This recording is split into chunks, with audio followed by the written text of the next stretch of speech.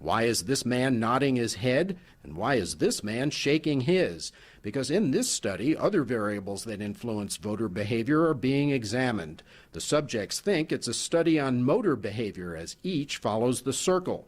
But strange as it may sound, head nodding, seen in this classroom, can influence people to agree with a message or thought they're having, while head shaking results in disagreement with one's own thoughts. Well, one thing some research shows is that nodding is a behavior that people tend to mimic without really even being aware that they're doing it.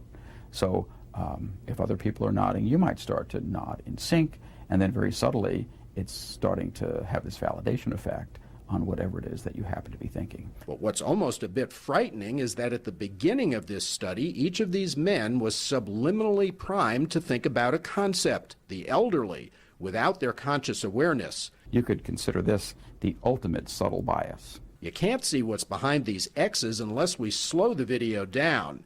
But now you can see words like Florida, retirement, and bingo. And the subliminal priming can affect your behavior, causing viewers to walk more slowly, to be more forgetful.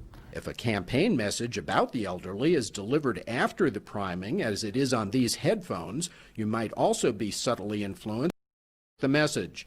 And while most people in real life don't nod their head while watching TV, that could be subtly primed by bouncing a ball, maybe moving the camera up and down. And one of the surprising things, I think, is that it's the most thoughtful people who are the most susceptible to these biases. That's right. The more potential voters like to think about political issues, what's called their need for cognition, the more easily they're influenced by these subtle subliminal tactics, all leading Petty to the following caution. As the psychological research begins to uncover how powerful these kinds of subliminal messages could possibly be and how they can affect people's judgments and so forth, that it's something we'll need to watch out for.